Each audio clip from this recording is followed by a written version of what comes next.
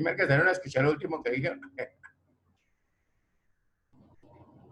No, pero Es una belleza cuando se le da por molestar, pero bueno. Entonces, ¿sí están escuchando bien y todo? ¿Estamos bien? ¿Claritos? Sí, señor. sí, profe. Muy bien. Entonces ya miramos, ¿ya almorzaron? Sí. Ya recuerden que el hombre ya llegó. Entonces aquí vamos a mirar. No, profe, ya está sin nombre. Bueno, aquí va. Entonces, este seminario y taller a la vez, precisamente de aplicación ya definitiva de lo que es la SNID, a pesar de que tenemos que plantear muy bien todo lo que corresponde a la parte conceptual, que definitivamente la parte contable es la que menos impacta. Hay que hacer unas reclasificaciones, hay que tener en cuenta algunos aspectos, pero no es la que realmente pesa. Por eso vamos a hacer nuestra segunda parte el día de hoy, iniciando con lo que es propiedad, planta y equipo. La propiedad, planta y equipo es uno de los rubros que más se impacta. Y es uno de los rubros muy sensibles frente a todo lo que tenemos que manejar precisamente en ese aspecto.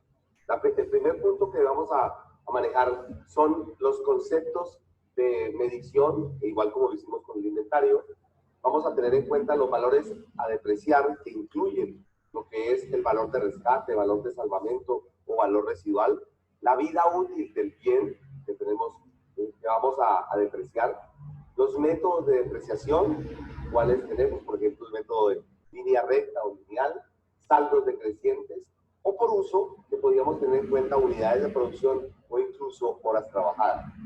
Corregir la vida útil de esos activos, ¿por qué? Porque la utilización de los métodos fiscales hizo que todos nuestros activos vivos, o al menos una gran parte de ellas, prácticamente estén totalmente depreciados. Los mantenimientos importantes, que son básicamente el manejo de mejoras, la posibilidad de tener bienes por partes, donde tampoco tenemos que exagerar ahora un nivel de detalle bastante alto, simplemente lo que corresponde a lo principal y dependiendo de la importancia que ésta tenga, y lo que es el deterioro y la revaluación.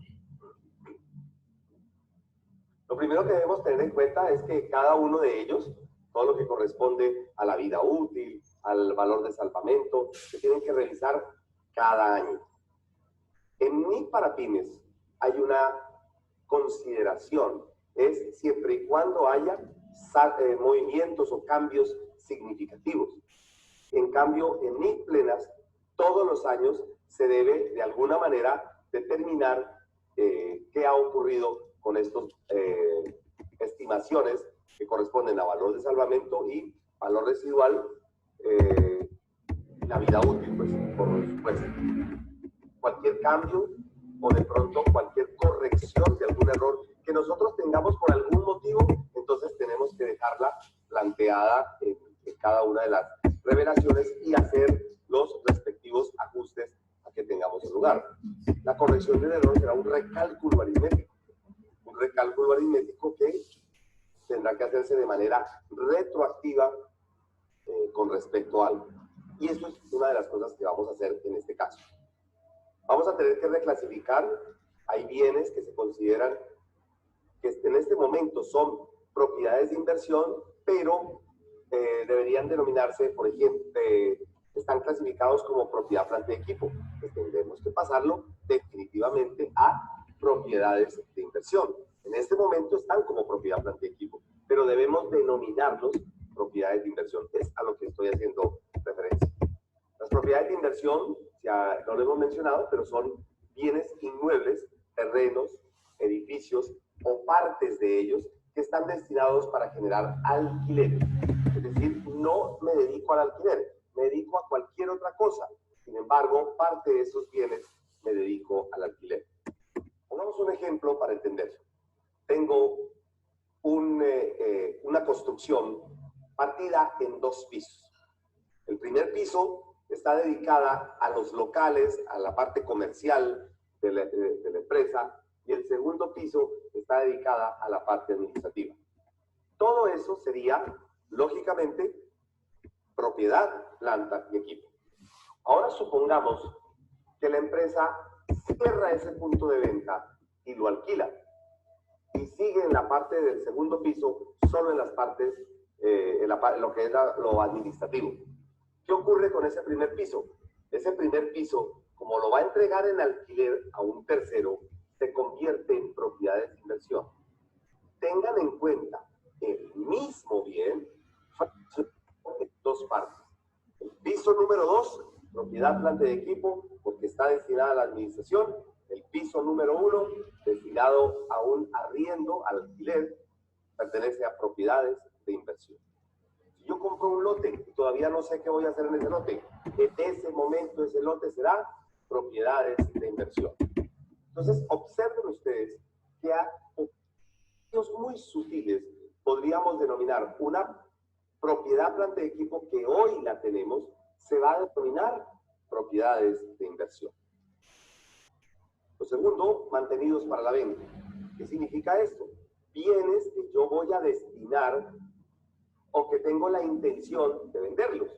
Si tengo la intención de venderlos, pues entonces definitivamente ya no son propiedad, planta y equipo, porque de alguna manera los voy a vender.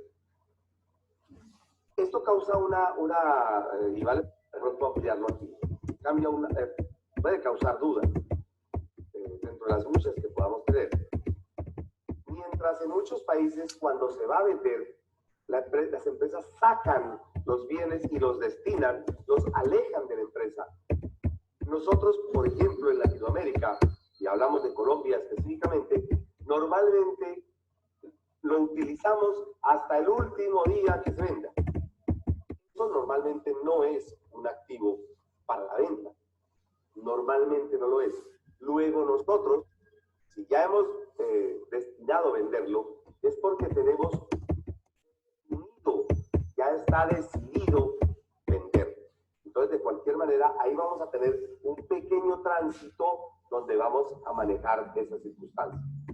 Solamente al 31 de diciembre, o sea, al corte, al cierre, a pesar de que en NIF no necesariamente ese es el cierre, deberíamos nosotros analizar si definitivamente lo vamos a vender o no lo vamos a vender. Otro aspecto son los activos biológicos, que como lo hablamos en los inventarios, también hay activos biológicos aquí en propiedades, planta y equipo en nuestra actual estructura contable. Por ejemplo, cultivos de muy largo rendimiento o a un plazo supremamente largo. Segundo, animales, por ejemplo, como es el caso del ganado lechero, el ganado para la cría, por ejemplo, el ganado de la parte de caballos que pueda yo tener. Podríamos tener también ovejas y sus lanas, podríamos tener las mismas en las avícolas, las gallinas en los galpones para la obtención de huevos y así sucesivamente. En cultivos también podríamos tener, como es el caso, por ejemplo, de la palma africana, que la palma africana se cultiva durante un tiempo y obtenemos unos beneficios por un tiempo también determinado. Pero que al final me toca desbaratar, desmontar, desmantelar todo ese cultivo y volver nuevamente a la siembra.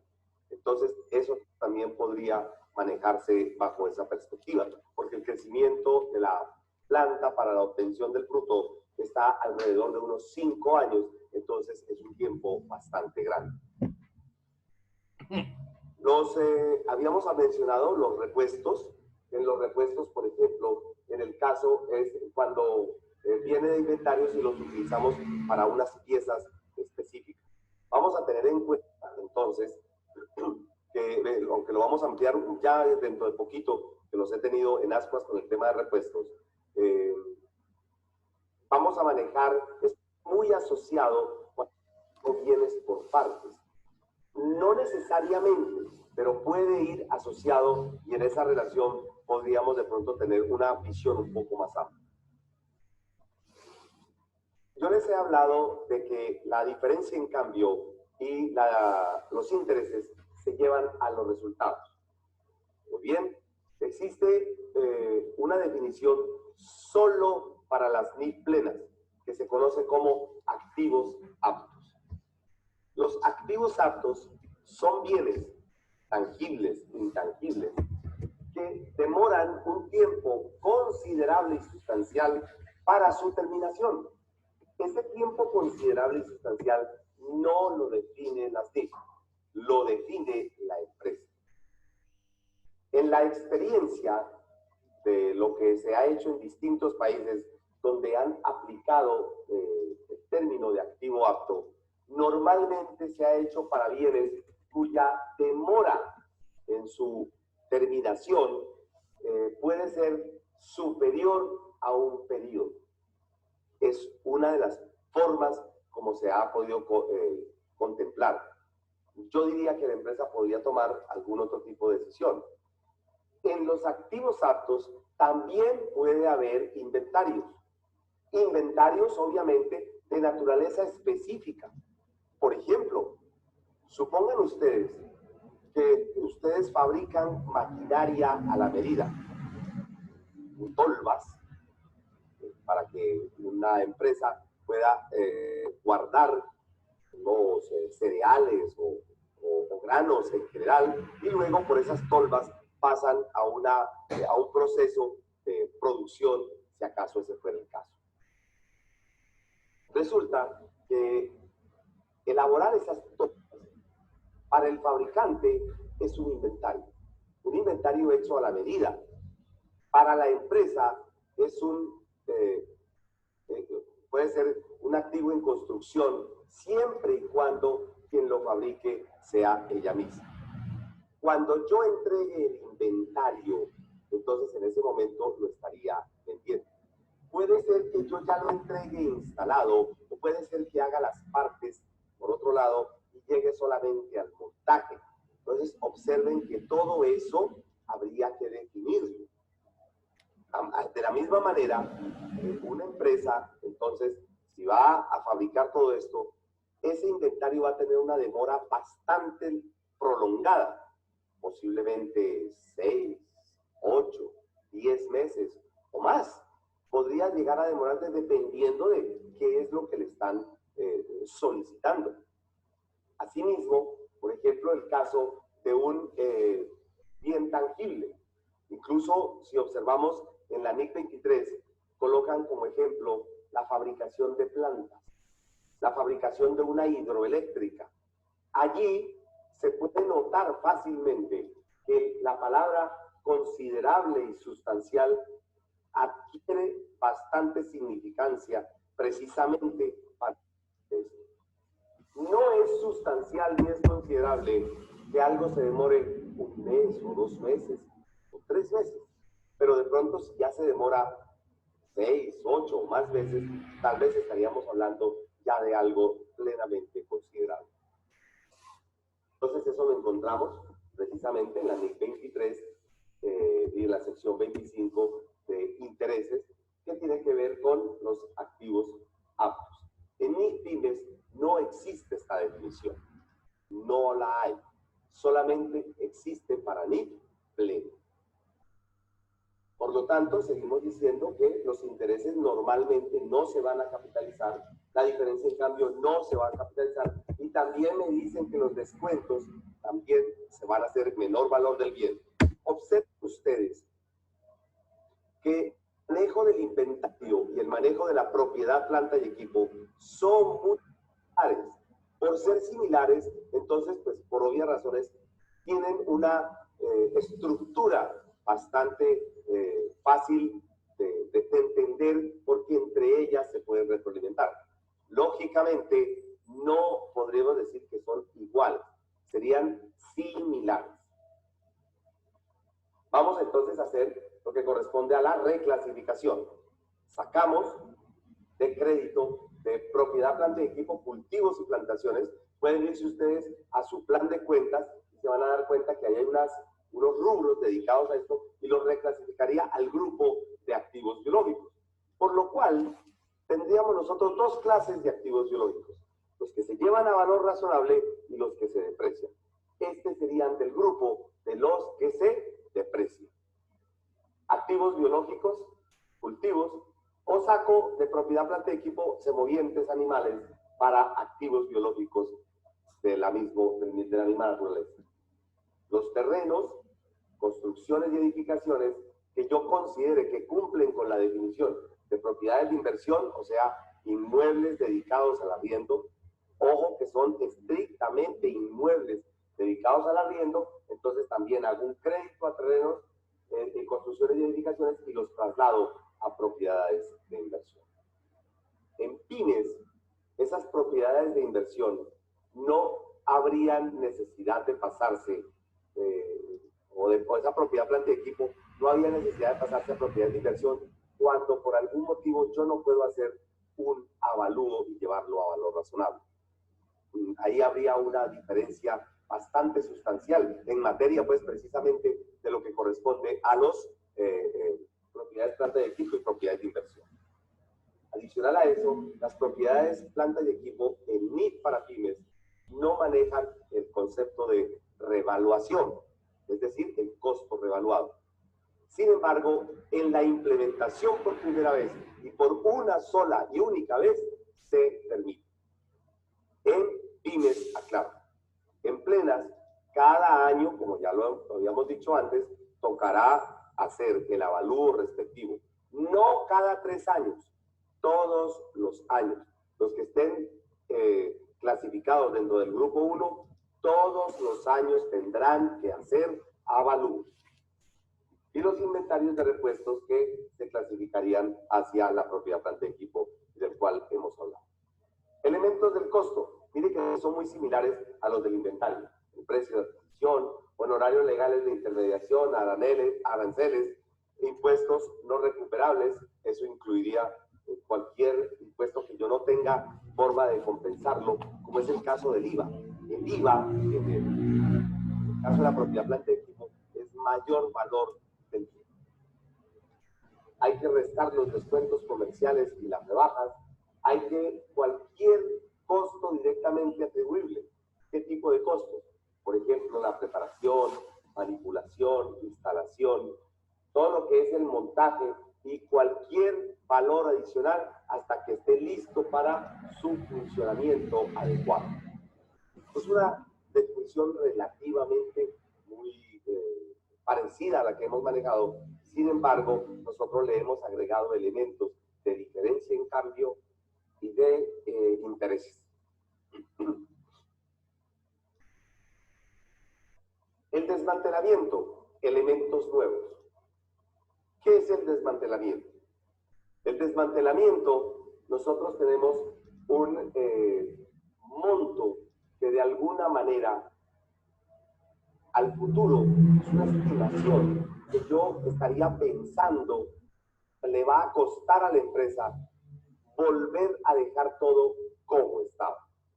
Costos de reubicación, eso también lo vamos a ampliar un poquito más adelante. Los costos de rehabilitación de un lugar, por ejemplo, me piden que yo alquilo un lugar y después al finalizar me dicen que lo deje como estaba. Y ahí había puesto máquinas, había puesto de todo. Y esos costos de acondicionamiento para dejar el lugar con las mismas características que lo contraté, pues habría que tenerlo en cuenta. Y en general, cualquier obligación adicional en que incurriría la empresa. Una situación para NIF plenas. Esto sí es específico de NIF plenas. Si la máquina, en su etapa de pruebas, genera ingresos o genera productos de prueba y yo los vendo generando ingresos para efectos de las NIF, como el producto, como la máquina todavía no está a punto, entonces esos ingresos restarán el valor de la propiedad planta y equipo y esos costos o gastos para fabricar los productos tendrán mayor valor de la máquina. Ahí pueden darse cuenta que es una diferencia sustancial frente a lo que nosotros hemos venido manejando toda la vida. Otra situación adicional es que si una propiedad planta y equipo, cuando yo la adquiero, el plazo es bastante prolongado y yo voy a pagar hacia muy largo plazo, pues entonces tendré que tener en cuenta que se descontará, porque yo voy a tener en cuenta los pagos a valor presente de todos esos valores futuros que voy a tener en cuenta. Simplemente por puntualizar, que se los dejo a ustedes. Valor depreciable, pues es el valor de adquisición menos el valor de rescate o salvamento. ¿Para qué me sirve conocer el valor depreciable? Es la base de depreciación. Nosotros normalmente no hemos tenido la disciplina de manejar el valor de salvamento, no hemos acostumbrado.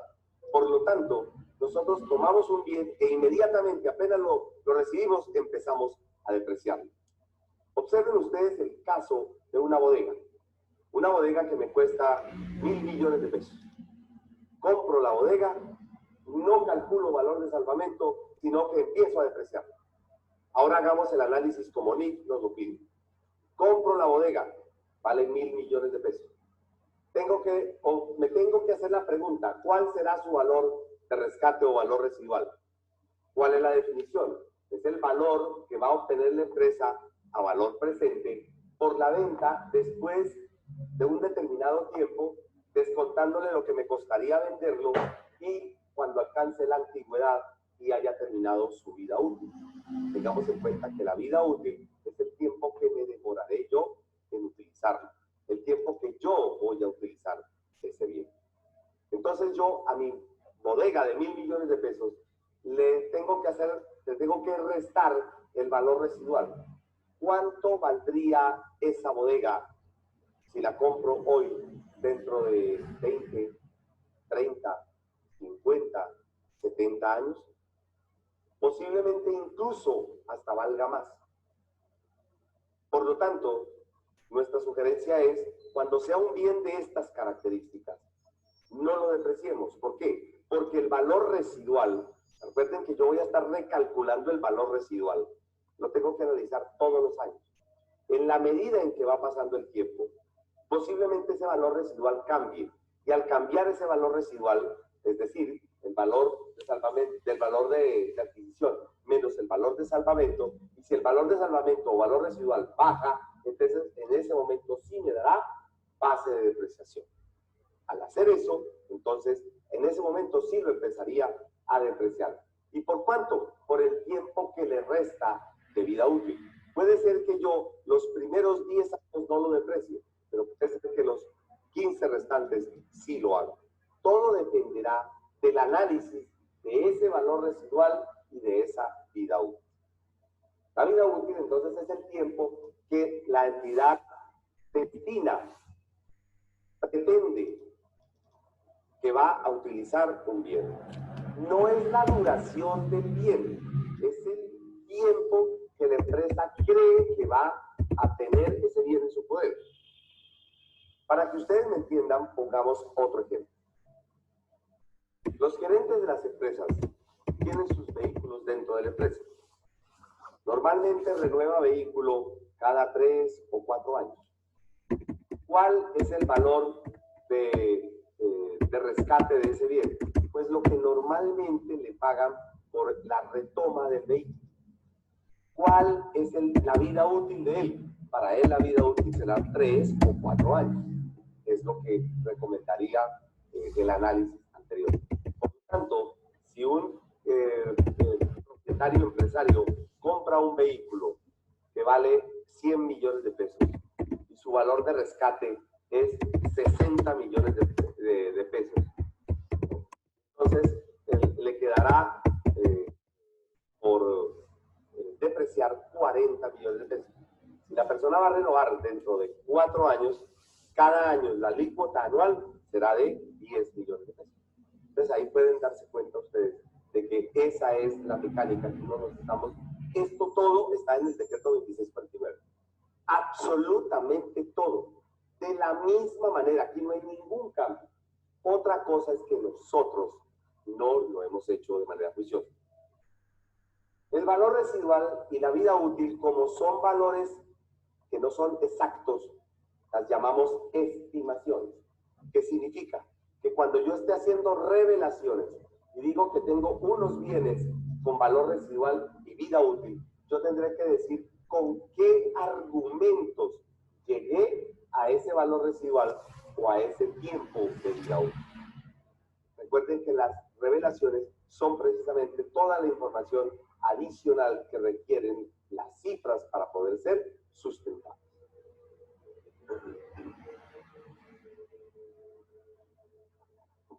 ¿Qué ocurre si ajustamos la vida útil? Pues si ajustamos la vida útil, entonces la depreciación acumulada, que es de naturaleza crédito, la vamos a debitar y el ajuste lo llevamos al patrimonio. Si eliminamos el ajuste por inflación, debitamos el patrimonio y acreditamos la propiedad, planta y equipo y los ajustes por inflación.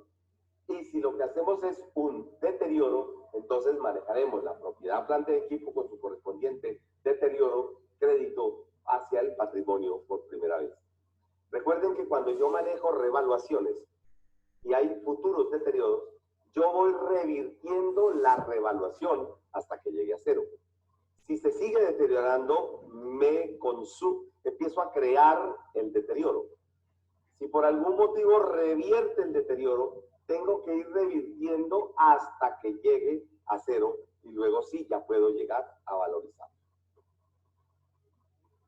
¿Qué alternativas de medición tengo? Valor razonable, revaluación o las mismas valorizaciones que tenemos, o mantenemos el saldo contable. Debemos tener en cuenta que el ajuste por inflación, tal como lo expresamos, también se elimina. En mi para pymes no voy a tener todas esas alternativas, porque la modalidad será costo, depreciación, deterioro. El hecho de que sea costo, depreciación, deterioro, significa de que yo la propiedad planta de equipo no la ajusto, sino que la llevo directamente por su valor histórico. En este momento de transición, sí nos van a permitir actualizar esos valores. Eso que les estoy comentando es solo una única vez. Solo única vez me van a permitir valorar mis bienes. De cualquier manera, en este momento se ha hecho una solicitud a IASB para que analice a ver si las pymes también pueden utilizar el método de revaluación. Cuando yo tengo los activos, lo primero que tengo que evaluar es cuáles ajusto, cuáles no ajusto y cuáles divido por partes. ¿Cuáles ajusto? Pues aquellos activos que son relevantes para el empresa. ¿Cuáles no ajusto? Ustedes se imaginan yo ajustando un tema de silletería o una sala, bienes que no generan ninguna importancia, o tengo un computador del año 98 y lo tengo todavía utilizando, que sería una muy buena reliquia para conservar. Entonces, valdría la pena ponerme a valorar un computador que tiene semejante obsolescencia. Yo creo que lo más seguro es que no. Entonces, por eso digo, algunos se ajustan, otros no se ajustan y otros divido por partes. ¿Cómo hago la revaluación? Lógicamente, lo que hago es, ahora le ponemos números, primero tengamos claro el concepto. Hago un débito cancelando la propiedad, planta y equipo, la depreciación acumulada de la propiedad, planta y equipo. Voy a utilizar primero el método de evaluación, que es el saldo contable que hay de depreciación. También cancelo todo el saldo que haya de maquinaria, del costo del bien sea del activo, bien sea maquinaria, bien sea vehículo, bien sea una construcción. También creo, por eso debito, el valor del avalúo y cancelo, y simultáneamente creo dos alternativas. Si estoy en plenas, llevo a superávit por revaluación, pero si estoy en pymes, lo manejo todo como ajuste por primera vez. No existiría un superávit por revaluación. Entonces, los dos últimos del patrimonio son alternativos. ¿Manejo yo el ajuste por inflación? También lo cancelaría, como lo hemos dicho. No lo hice allí porque en la parte de atrás teníamos que ya habíamos cancelado lo correspondiente a ajustes por inflación. El método incremental. El método incremental consiste en hacer un avalúo compararlo con el valor en libros y el mayor valor lo vuelvo porcentaje. Entonces, por ejemplo, si yo tengo un bien que en libros vale 100 y el avalúo son 120, significa que el bien nuevo hay que incrementarlo en un 20%. Entonces, ese porcentaje me va a permitir a mí valorar el bien incrementalmente. Entonces, el mayor valor del bien lo llevo, bien sea a la maquinaria, al vehículo, a la construcción. Como incremento tanto el bien como su depreciación acumulada, entonces lo llevo a la depreciación acumulada y la contrapartida también, al igual que antes, plenas lleva a superávit por valorización, también en patrimonio, y pymes que se llevaría a ajustes por primera vez.